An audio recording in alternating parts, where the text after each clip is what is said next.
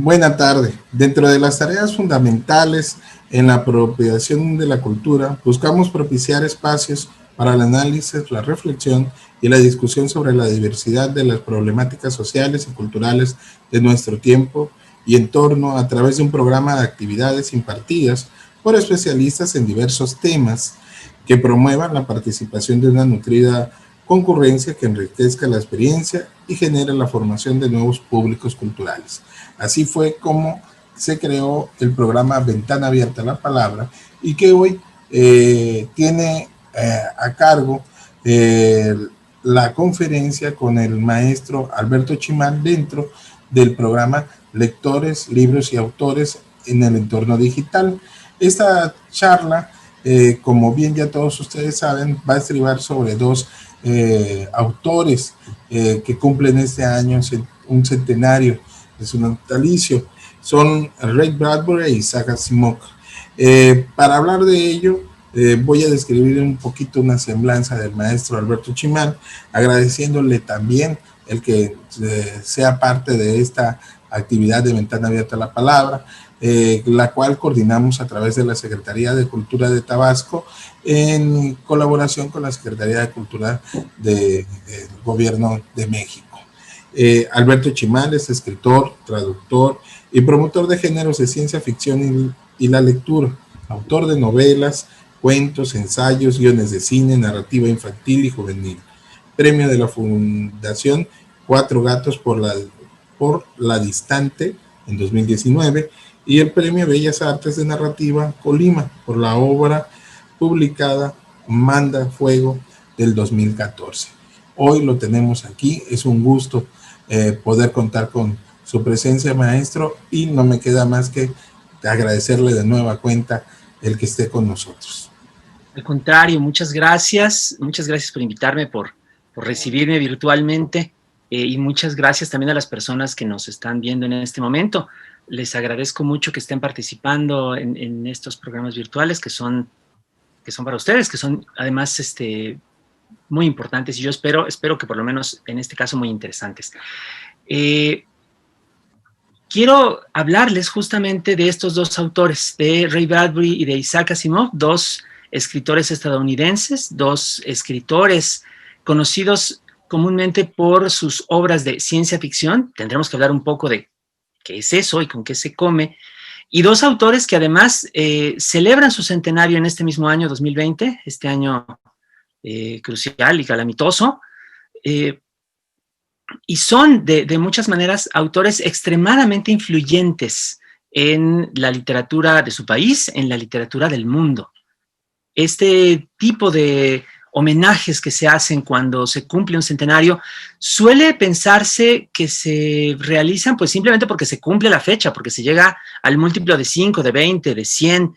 pero en casos como el de Asimov y de Bradbury, incluso aunque a veces se les considere pues como escritores de entretenimiento por ciertos prejuicios que hay contra la ciencia ficción, lo cierto es que son autores muy importantes y son autores que vale la pena no solamente leer, descubrir o redescubrir si es que algunas personas entre ustedes ya los están leyendo, repasar, releer.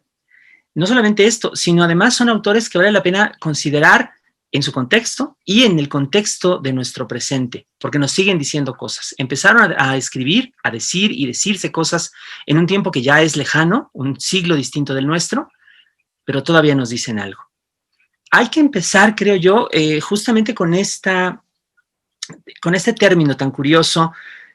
que mencionaba yo hace rato, ciencia ficción, porque ese término tiene todo que ver con la historia tanto de Ray Bradbury como con la historia de Isaac Asimov. Existen narraciones que podríamos llamar especulativas,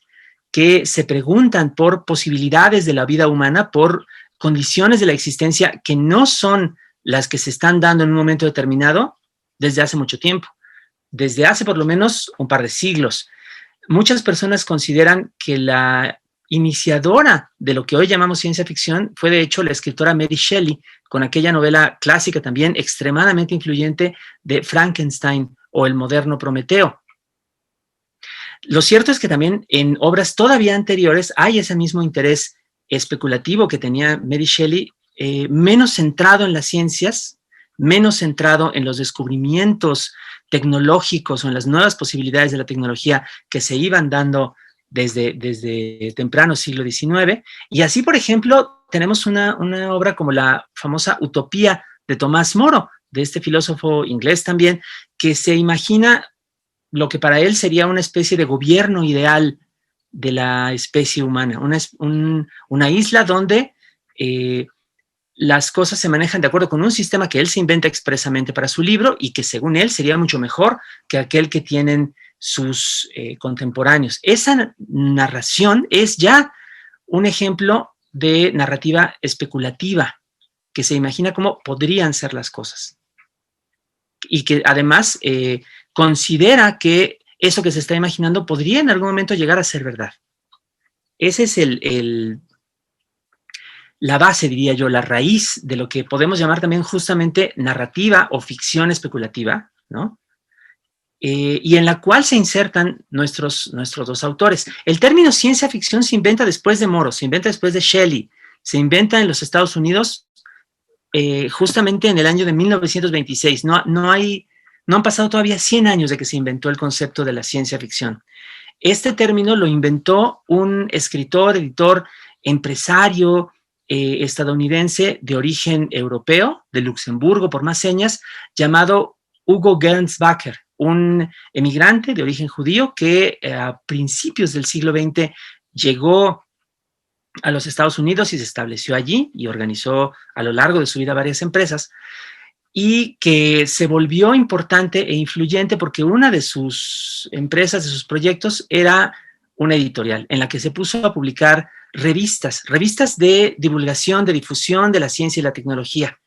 Y en estar buscando cómo darle interés a ese tema, que para él era importante y que era además el tema de su negocio, digamos, dio con la idea de retomar narraciones especulativas que ya se estaban publicando desde el siglo anterior, a la manera de Frankenstein, a la manera de las de Julio Verne, a la manera de las de H.G. Wells,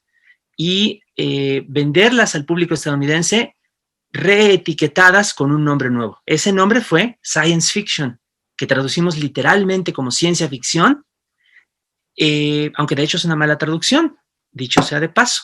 Science, puesto delante de fiction, es de hecho poner el adjetivo delante del sustantivo, como suele hacerse en la lengua inglesa, al contrario de lo que sucede en la lengua castellana. Traduciéndolo con un poquito más de cuidado, tendríamos que haber dicho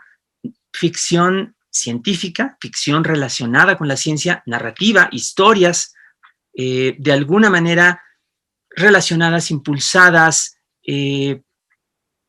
alentadas por la ciencia, por el pensamiento científico, por el conocimiento tecnológico. Desgraciadamente no sucedió así. Alguna persona tradujo ciencia ficción, el nombre pegó en los países de habla castellana y nos hemos quedado con él hasta el momento. Pero más apropiadamente, podríamos decir así, podríamos decir narrativa científica. Y esa narrativa científica es de hecho esa otra narrativa también, esa narrativa especulativa que ya existía desde antes de Gernsback, de este editor, pues, y promotor del término,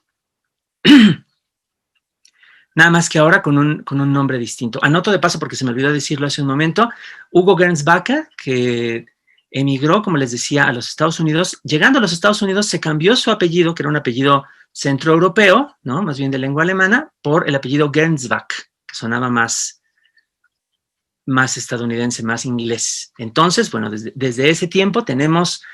el concepto de ciencia ficción, tenemos las primeras publicaciones que lo utilizan, que son las de Gernsback, dos revistas muy importantes, una llamada Amazing Stories, Historias Asombrosas, que se sigue publicando hasta el día de hoy, y otra que se llamaba Wonder Stories, Historias Maravillosas. Esa dejó de existir, pero en cualquier caso, las dos fueron las que empezaron a difundir entre el público de aquel país una narrativa, cuentos, novelas por entregas, que se dedicaba a hacer especulación respecto del posible futuro de la especie humana por medio del conocimiento científico y de la tecnología de su propio tiempo. Para Gernsback, esta era una forma de propiciar el estudio de las ciencias. Se imaginaba que los posibles lectores de las revistas se iban a interesar en estudiar ciencias, en estudiar ingeniería, y de hecho así sucedió. Muchas personas que leían esas revistas, que se enteraron también de la existencia de la ciencia ficción por medio de más libros, más revistas, películas, de todos los productos culturales, digamos, de un término, de un concepto que pegó en el mundo entero, que sigue estando entre nosotros. Muchos de ellos se dedicaron a estudiar efectivamente ciencias, y hay casos muy interesantes a ese respecto. Pero ahora habría que preguntarse dónde se insertan nuestros autores, Isaac Asimov y Ray Bradbury, en todo este momento. Este momento histórico, por cierto, que se da, recuerden ustedes, el concepto se inventa en 1926, después de la Primera Guerra Mundial, cuando los Estados Unidos está pasando por un periodo de comparativa prosperidad, antes de la famosa crisis financiera de 1929, que le va a dar un golpe terrible pues a aquel país y al mundo, pero que en general representa un momento de ascenso de este país, que después se convertiría en una superpotencia mundial y que lo haría, entre otras razones, apoyado por un fuerte desarrollo tecnológico. Es un momento, pues, en el cual el conocimiento, el interés por las ciencias y la tecnología están al alza, y en el cual se inserta esta forma de literatura y a la vez de promoción y de divulgación, que es la ciencia ficción en su sentido original. Vean ustedes qué sucede. Tanto Bradbury como Isaac Asimov, que nacieron en el año 1920, nacieron antes del concepto de ciencia ficción. Eran unos niños de 6 años cuando Hugo Gernsback lanzó sus revistas, pero de cualquier manera quedaron metidos en ese ascenso, marcados por ese ascenso, de maneras muy diferentes. Ray Bradbury era un chico que nació en el pueblo de Waukegan, Illinois, más en el interior, lejos de las costas del país, más cercano de los lugares donde todavía hay hasta el día de hoy explotación agrícola, donde antiguos colonos expulsaron a las poblaciones nativas y se asentaron tras haber cruzado el mar viniendo de Inglaterra, de Irlanda, de varios otros países europeos durante el temprano siglo XVIII y principios del XIX. Este es un personaje, pues, que viene de una familia comparativamente antigua y, sobre todo, observen ustedes, muy americana, muy asentada, muy asimilada en la cultura de ese país, que ya para entonces no era nuevo, que ya para entonces había desarrollado mucho de sus propias ideas, de su propio pensamiento, de su propia literatura también. Y entonces él se encontró en una circunstancia muy peculiar, porque su aprendizaje de la literatura, también era de una familia pobre, se llevó a cabo en la biblioteca, en una biblioteca cercana a su casa, en otras bibliotecas a las que acudió después en su vida. Él fue un lector autodidacta que por la avidez de su deseo de conocimiento, su interés, su pasión además por cierto tipo de historias que se contaban desde su primera infancia allá en su tierra, se nutrió de toda clase de influencias, y entre ellas estaba la ciencia ficción, como otra creación, digamos, americana. A veces la palabra americana se utiliza, sobre todo por allá, para referirse a el conjunto de elementos culturales muy típicos, a veces hasta un poco clichés de la cultura estadounidense. Una muestra de americana sería el juego de béisbol, otra muestra sería el pastel de manzana, otra muestra sería el menú de la cena del Día de Acción de Gracias, que es una festividad que tienen allá, y así sucesivamente. Para Ray Bradbury, americana es también el nombre de la ciencia ficción, es también un producto, una costumbre, una práctica muy de su propio país, y él la aborda desde ahí. Él la aborda de la misma manera en que en sus historias aborda antiguas historias de miedo de los tiempos coloniales, de la misma manera en la que aborda el juego de béisbol, de la misma manera en la que aborda las relaciones interpersonales en una América, en unos Estados Unidos muy conservador, que es el que le toca vivir. De esa misma manera aborda esta noción que empieza a despegar en su infancia y que hace explosión en su vida adulta de el pensar en el futuro y sobre todo en el futuro de ese país como una especie de práctica constante, de práctica o de hábito nacional que después se exporta al resto del mundo y que se convierte en una fuente de ideas, de personajes, de episodios que se utilizan posteriormente en toda clase de historias, en toda clase de narraciones, para hacernos pensar a la población mundial entera, sobre todo durante la segunda mitad del siglo XX, en lo que sería el futuro, lo que sería aquel otro tiempo, el siglo XXI, el tercer milenio de la era común, que se anunciaba como una especie de apoteosis, de punto culminante del desarrollo técnico, científico y humano. Ray Bradbury es de los escritores, de las personas en el mundo que son llevadas por esta ola y que se pone a trabajar, a escribir, a crear sus historias a partir de esta especie de nueva cultura popular que está dándose a conocer en su país. Caso muy distinto, pero no tanto como podría parecer, el de Isaac Asimov. Este es un narrador, al contrario, a pesar de ser estadounidense, más cercano a la experiencia de Hugo Gernsback en el sentido de que también fue migrante. Asimov nació en un pueblo llamado Petrovichy, en Rusia, relativamente cerca de la capital de Moscú, poco después de consumada la revolución rusa que instauró el régimen soviético hasta finales del siglo XX. Es miembro de una familia pobre, una familia pues de origen campesino, que busca la forma, la encuentra, de emigrar a los Estados Unidos, como estaban haciendo muchas personas en aquel tiempo, como están haciendo muchas personas ahora, ya sabemos, aunque de otros lugares del mundo. Cruzan el mar en barco, llegan a la famosa isla Ellis, se les permite entrar y asentarse, y la familia se queda en la ciudad de Nueva York, se queda en la costa, en un lugar que es mucho más diverso que el interior de los Estados Unidos, ¿no? Donde hay migrantes de muchísimos países hablando muchísimos idiomas, estableciendo una cultura mucho más cosmopolita y mucho más abierta que la que se encontró Ray Bradbury en su infancia,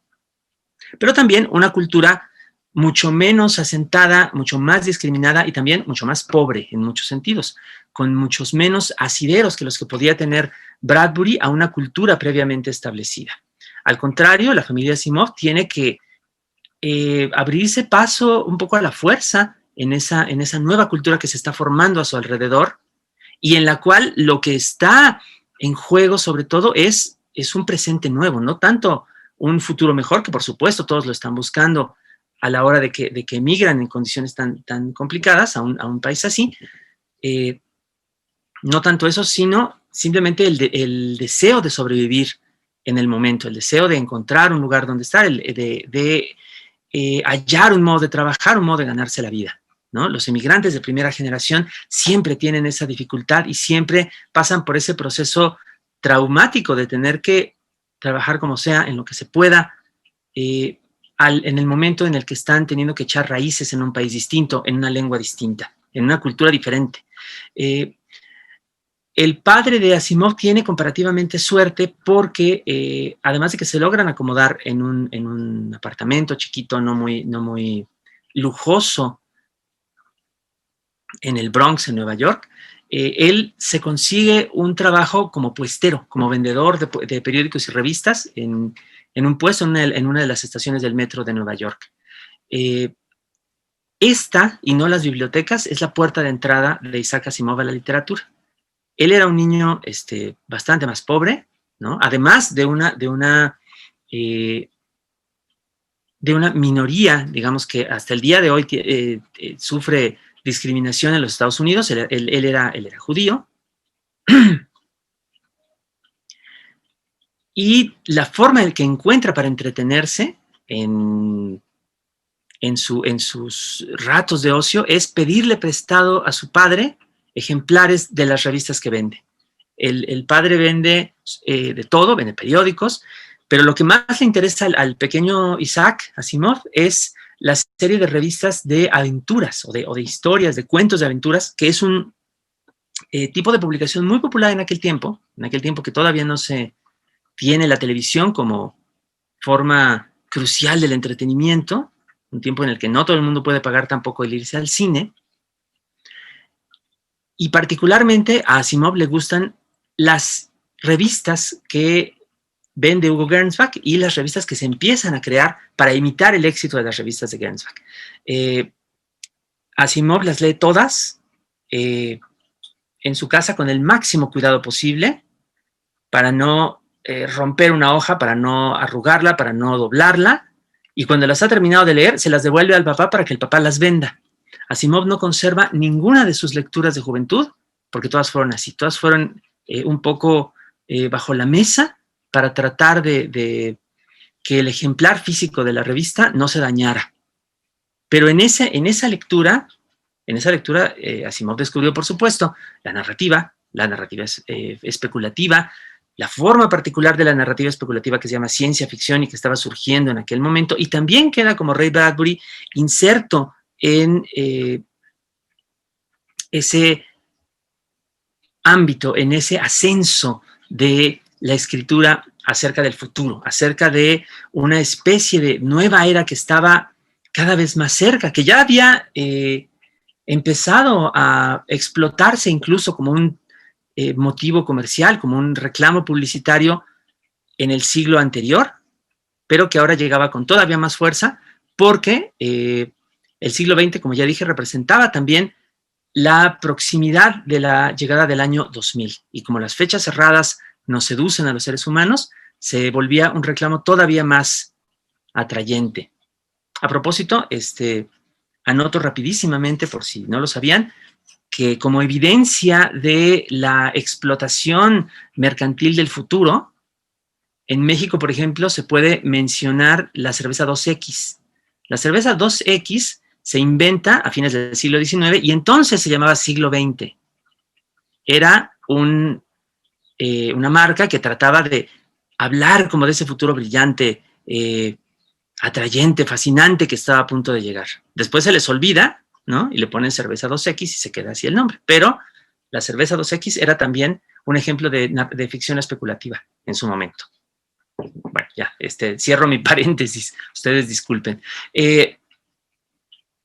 Vean ustedes que los orígenes de Ray Bradbury y de Isaac Asimov son muy diferentes en muchas formas, culturalmente, nacionalmente,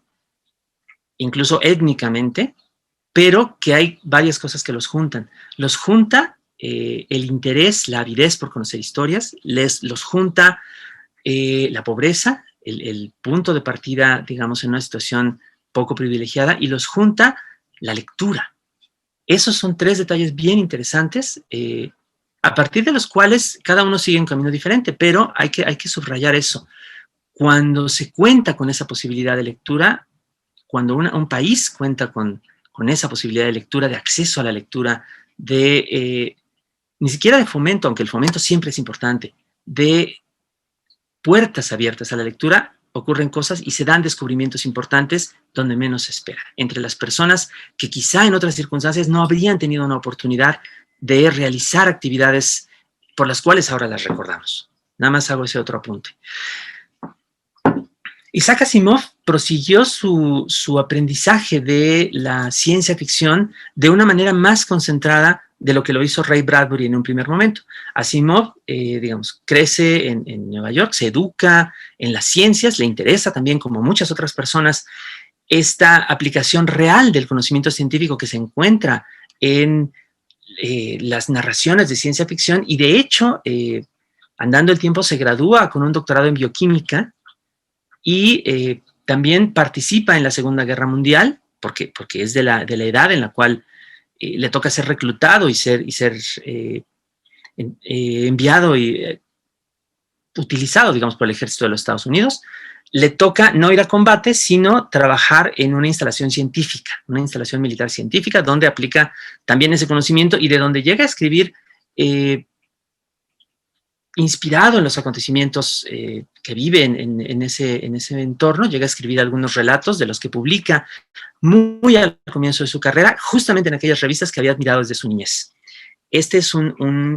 Esta es una carrera que está muy apegada quizá al modelo de lo que el mismo Gernsback hubiera considerado interesante. Es una carrera que después, además, se diversifica porque Asimov, aparte de escribir sus narraciones, aquellas por las cuales se hace famoso,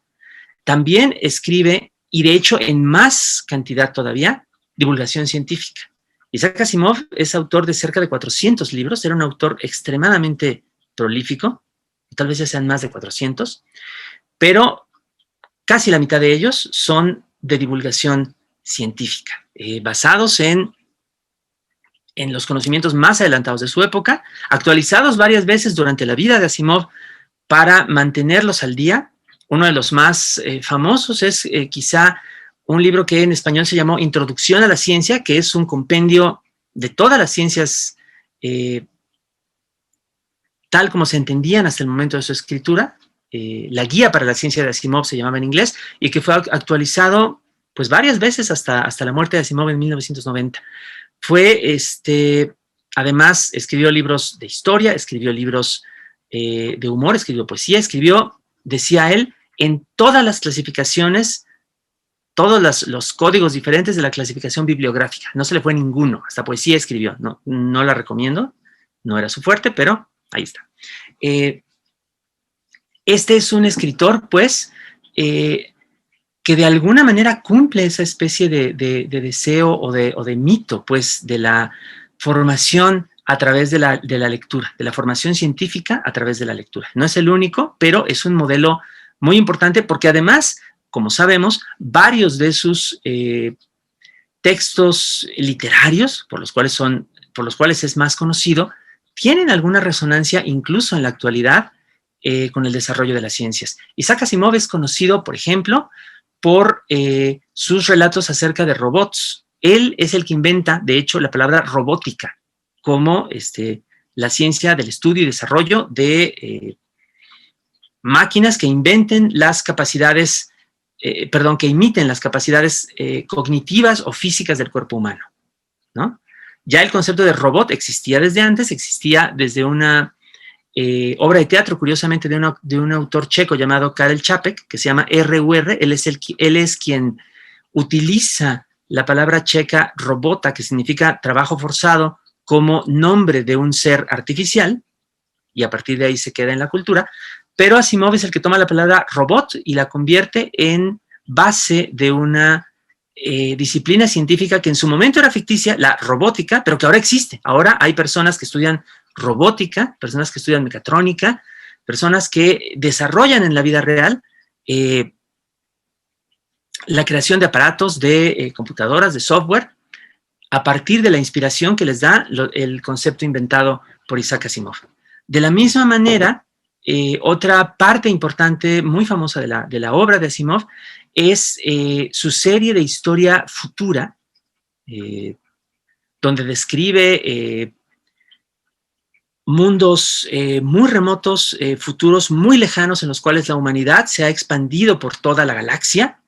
y donde ha formado imperios semejantes al Imperio Romano, y en ese tapiz enorme, digamos, de esa vastedad de espacio y de tiempo, desarrolla varias series de narraciones, de cuentos y de novelas, de las cuales la más importante es la que se conoce como la serie de la Fundación, en la cual se describe la caída del Imperio Galáctico como si fuera la caída del Imperio Romano, una decadencia larga, una decadencia de siglos que poco a poco va erosionando el estado que abarca a la humanidad entera en ese espacio enormísimo de la galaxia, y que solo puede ser atenuada por la invención de una nueva disciplina científica que él llama psicohistoria, y que permite a un grupo de, digamos, pues como de disidentes o de especialistas que tratan de evitar la catástrofe, manipular muy leve, muy lentamente la conducta de grandes poblaciones humanas. Es una especie de intensificación o de hipertrofia de algunas de las ciencias sociales de su tiempo, y también es una especie de extrapolación que trata de unir la matemática con la sociología. Es una cosa muy extraña. De hecho, también es una disciplina que no ha aprendido tanto como concepto en la vida real porque avances posteriores han mostrado que es muy difícil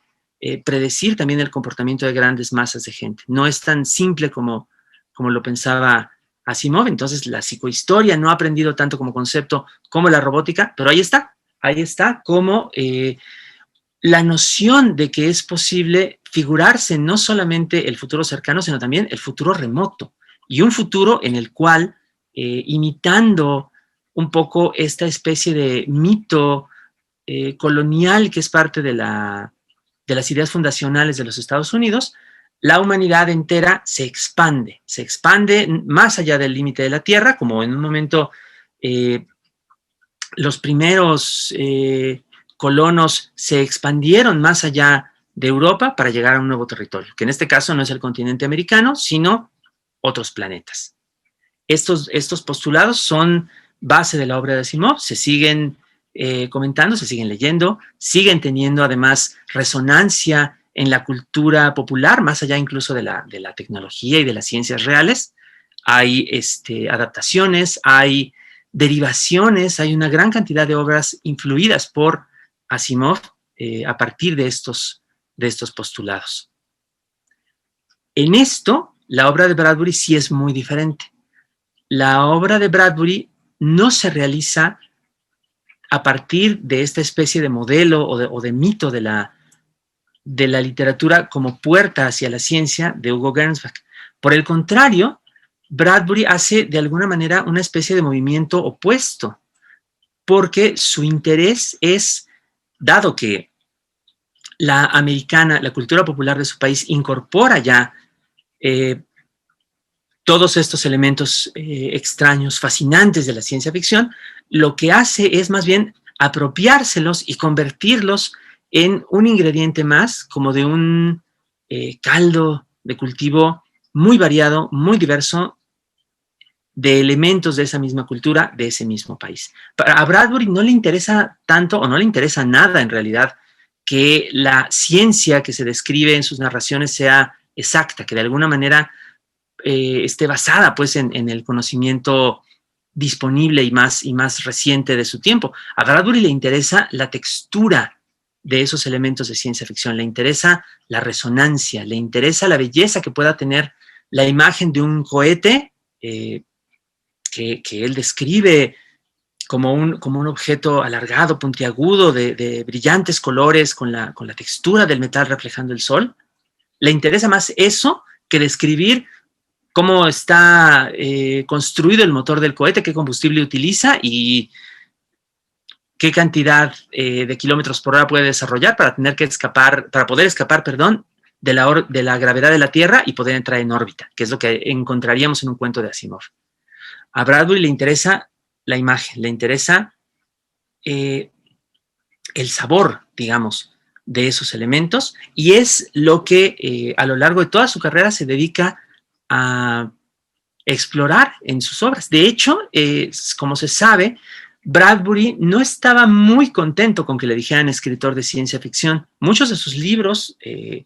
tienen ese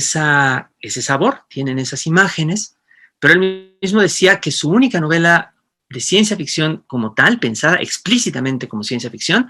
debía ser Fahrenheit 451, porque en ella estaba directamente especulando acerca de un posible futuro. Un futuro en el cual, como sabemos, los libros son destruidos por un gobierno totalitario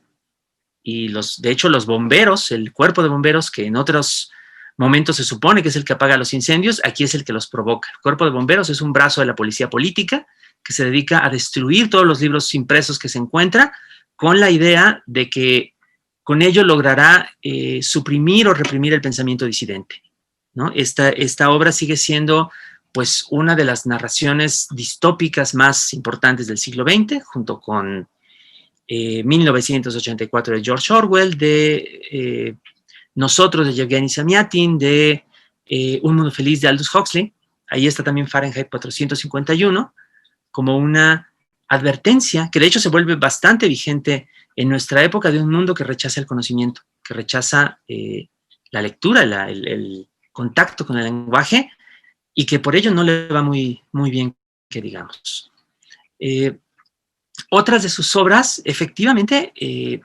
incorporan la ciencia ficción, o mejor dicho, la ciencia de la ciencia ficción, de una manera mucho más libre, de una manera mucho más lírica incluso, ¿no? Parecería que en muchas de ellas cuenta más, por ejemplo, el lenguaje poético con el que se hace cierta descripción, la belleza de cierto monólogo, de cierto parlamento, que cualquier otra consideración. Un ejemplo de esto es, por supuesto, el otro de los libros muy famosos de Ray Bradbury, que es Crónicas Marcianas, una novela formada por cuentos, es decir, cuentos que se pueden leer de manera independiente, pero que además se pueden entender como parte de una novela, que cuenta la empresa, entre comillas, de colonización de Marte por parte de la humanidad. Y lo que sucede cuando esa empresa colonizadora se encuentra con los marcianos, con los habitantes originales de Marte, y entonces ocurre lo que ha ocurrido siempre, al menos hasta ahora, en la historia de los Estados Unidos. Este es un punto en el cual hay que detenerse y hay que hablar un poco más en abundancia. Ninguno de los dos escritores, Bradbury y Asimov, era inconsciente de las dificultades de su propio tiempo, ni tampoco de los males que ocurrían en su entorno, y más todavía de los males que cometía su propio país, que como sabemos, desde hace pues por lo menos un par de siglos defiende una noción que ellos llaman de excepcionalismo, una especie de mito de superioridad asentado a lo largo de muchísimo tiempo en muchísimas obras y en todos los medios a su alcance, según el cual los Estados Unidos serían algo así como una nación única en la Tierra, ¿no? Superior a todas las demás, y por lo tanto tendrían el derecho de hacer cosas que las otras naciones, los otros estados-nación, no tendrían. Y esto incluye, por supuesto, expulsar a grandes poblaciones de sus territorios, incluye hacer guerras de intervención en muchos lugares del mundo, incluyendo América Latina, incluye también explotar los recursos de otras poblaciones de manera alevosa y hasta en algunos casos, como bien sabemos, casos que se han prolongado durante siglos, llegar a extremos como la esclavitud y el genocidio. Ninguno de los dos era inconsciente de estas verdades desagradables, terribles acerca de su propio país, pero Bradbury las aborda con más... pero Bradbury las aborda de manera más directa en Crónicas Marcianas, que es, de alguna forma, una crítica también de este mito de la colonización, porque lo que hacen los astronautas terrestres en cuanto les es posible es exterminar a todos los marcianos. Y luego exterminarse a ellos mismos porque el instinto destructivo de la humanidad los acompaña. Pero a más de ese instinto destructivo, insisto, está ese mito del excepcionalismo estadounidense que, puesto en otro escenario, en otro planeta, nos invita, y sobre todo invita a pensar a los lectores estadounidenses de Bradbury de otra manera en su propio modo de pensar, en sus propias historias o sus propios mitos. Esto es lo que hace al libro importante hasta el día de hoy, y por supuesto en ello está, sí, muchas referencias a materiales, elementos, personajes, arquetipos de la ciencia ficción, pero siempre al servicio, digamos, de esta otra historia, ¿no?, que se cuenta sin atender mucho a la realidad científica, pero que tiene el objetivo de apropiarse, transformar esos elementos para contar otra cosa. Una historia, digamos, plausible acerca de la exploración del planeta Marte, como hay muchas, tendría que empezar por decir que los seres humanos que llegan a Marte no pueden respirar la atmósfera, porque está compuesta de otra manera que la atmósfera terrestre. Los personajes de Crónicas Marcianas llegan y respiran perfectamente bien, porque lo que importa no es esa plausibilidad, lo que importa es que el escenario extraterrestre se convierte en una imagen, una metáfora de un escenario de nuestro propio mundo. Siempre sucede esto en la literatura, incluso en la literatura de ciencia ficción, que aquellos lugares remotos, aquellos entornos improbables son de alguna manera también imágenes de nuestro propio presente, de aquello que nos preocupa en nuestro propio presente. Pero en el caso de Bradbury, esto es todavía más directo, todavía más literal, más literalmente metafórico, si es que se me permite decir una cosa así.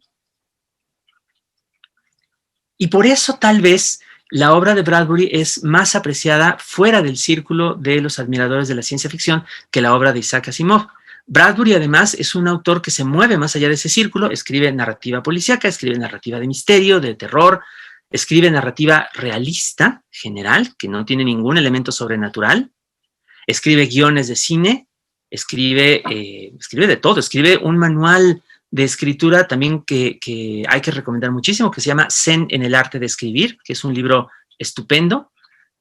muy bueno para cualquier persona interesada en la escritura creativa. Y entonces se mueve un poco fuera, digamos, del campo de la especialidad de la ciencia ficción, tanto en su producción como en su apreciación. Es un autor que carga siempre, digamos, sus robots, sus cohetes, sus marcianos, sus agentes totalitarios, y entonces personas que no han leído jamás ciencia ficción, que no están interesadas, simplemente ven como esos elementos superficiales y lo llaman de ciencia ficción como cualquier otro. Pero las diferencias sutiles entre Bradbury y Asimov son importantes y son también las que nos permiten ver el otro lado de la moneda, la forma en la que Asimov, al contrario de derivar hacia la literatura general, deriva hacia la ciencia, ya lo decía yo, la divulgación científica, y se vuelve una personalidad importante dentro de un espacio comparativamente cerrado, que es el espacio que a veces se conoce como el fandom, el conjunto de los fans, de los aficionados de un determinado género de cultura popular, que en este caso es el fandom de la ciencia ficción. Asimov es un personaje en ese fandom durante toda su vida. Es admirado, a veces es criticado, tiene legiones de admiradores que lo buscan en eventos especializados como convenciones de ciencia ficción, y él mismo en su momento llega, además de seguir publicando en revistas especializadas, a crear la suya propia, otra revista que existe todavía y que se llama justamente Asimov's Science Fiction Magazine, o sea, la revista de ciencia ficción de Asimov. Más claro no puede ser. Asimov no consigue o no le interesa salir tanto de ese espacio que algunos consideran demasiado cerrado, una especie de gueto que le veda, eso sí hay que decirlo, un reconocimiento cultural mayor o un reconocimiento cultural menos prejuiciado, que es una dificultad que tienen muchos autores y autoras especializados en lo que a veces se llama literatura de género. Pero lo cierto es que, sea como fuere, tanto Asimov como Bradbury son escritores extremadamente influyentes, como decía antes. Son escritores que siguen entre nosotros, que a veces se asoman en nuestras vidas sin que nos demos cuenta, en términos como la robótica, en descripciones o ideas recibidas que de pronto nos remiten a las bellas descripciones de Marte que hace Bradbury, o nos remiten a este recuerdo o a esta premonición inquietante de un régimen opresivo como en Fahrenheit 451. Por todas partes está ese legado y por todas partes está ese contacto que todavía tiene la obra de uno y la obra del otro. Es casual que haya nacido en el mismo año, pero no es casual, me parece, que ahora en este 2020, en este tiempo pues atribulado y convulso que estamos viviendo, de alguna manera también se pueda rescatar mucho de lo que están ambos diciendo en sus libros, todavía hasta este momento, en relación con nuestro presente. Bradbury nos advierte en varios de sus textos en contra del alza del extremismo que estamos viendo desgraciadamente en muchos lugares del mundo. Y Asimov, en varios de los capítulos de su serie de La Fundación, nos habla acerca de la decadencia, nos habla acerca también de esta sensación que se tiene en muchos lugares del mundo de un entorno de un orden político que ya no da para más y que sin embargo sigue avanzando, cojeando, no se sabe en qué dirección. Cuando menos esas dos perspectivas son perspectivas importantes que todavía tienen nuestros dos autores para comunicarnos algo, si es que nos interesa leer literatura exclusivamente para encontrar en ella una relación con el presente, que no hay nada malo en eso. Por lo demás, si aparte de ello queremos entretenernos, fascinarnos, hacernos preguntas acerca de otros futuros de nuestra especie, ver otras imágenes interesantes, fascinantes, intrigantes acerca de lo que los seres humanos somos capaces de hacer en diferentes entornos, en diferentes momentos, no hay nada mejor que asomarse a la obra de estos autores visionarios, cada quien a su propia manera. Asomarse, por decir, a libros como Yo, Robot, como Las corrientes del espacio, como Los propios dioses de Asimov. Asomarse también a Las doradas manzanas del sol, El vino del estío, Remedio para melancólicos, de Ray Bradbury. En todos estos libros que venturosamente siguen circulando, siguen existiendo y están a nuestro alcance, hay siempre algún tesoro, hay alguna observación, hay alguna historia, hay alguna sorpresa que no solamente nos va a dar una tarde agradable, sino que además tal vez pueda quedarse con nosotros, pueda volverse parte de esas experiencias memorables que le dan sentido al incorporar la lectura en nuestras vidas. Yo por eso les invito a que les den una oportunidad a alguno de estos dos, a Bradbury o a Asimov, al niño de Waukegan, que miraba los trigales o los maizales calentarse al sol de la tarde mientras caía una lluvia de meteoros, o al chico del Bronx, que se encerraba en las noches a leer incontables revistas de ciencia ficción mientras el metro de Nueva York pasaba una y otra vez, como si estuviera encerrado en una cápsula espacial. Asimov y Bradbury son dos grandes alternativas de lectura que están ahí para ustedes. Y yo les agradezco. Muchas gracias, maestro Chimal. Creo que con esta invitación que nos hace a expandir también nosotros nuestro conocimiento a otros, a esos otros mundos que son estos dos grandes autores, podremos a lo mejor acariciar esas otras realidades y repensar en la nuestra. A nombre de la Secretaría de Cultura de Tabasco, le agradecemos mucho el que haya estado hoy con nosotros en Ventana Abierta a la Palabra. Si gusta algún otro comentario que realizar. Claro que sí. Bueno, también ya que estamos en lo de hacer invitaciones, sobre la base de la obra de Asimov y de Bradbury y de varios otros grandes autores y autoras de lo que llamamos ciencia ficción desde el siglo pasado, hay en la actualidad, aquí mismo en México, un movimiento bastante interesante de nuevas autoras y autores que están utilizando la narrativa especulativa para contar historias acerca del futuro, pero desde nuestro presente, nuestro contexto. Un gran problema que tiene la ciencia ficción hecha en inglés es que con frecuencia es muy insular, es muy aislada de cualquier otra influencia que no sea la de sí misma, y así, por ejemplo, si uno ve las películas de Hollywood, pues siempre el futuro tiene lugar en Los Ángeles, en Nueva York, en Estados Unidos, ¿no? Jamás en la vida se acercan a pensar que podría haber futuro para otros lugares del mundo, ¿no? Por el contrario, la narrativa especulativa que se escribe en la actualidad en México está escrita desde perspectivas mucho más diversas, ¿no? Perspectivas mucho más incluyentes y además perspectivas mucho más cercanas, y por eso creo que vale la pena también recomendarla. Está ahí también esperándonos, igual que la obra de estos grandes precursores, diría yo. ¿Alguna página en donde la podamos encontrar? ¿Algún lugar donde usted nos invite, por ejemplo, a poder empezar a conocer a estos autores mexicanos? Sí, hay dos proyectos. Si gustan, puedo pasarles el enlace, digamos, ahorita se lo paso para que lo pongan ahí en la página correspondiente, pero les comento. Hace unos años, un sitio de Inglaterra llamado Palabras Errantes, que es dedicado a escribir literatura en traducción, publicó un dossier sobre literatura especulativa de México, con obras en formato bilingüe, en español y en inglés, donde hay un muy buen muestrario inicial.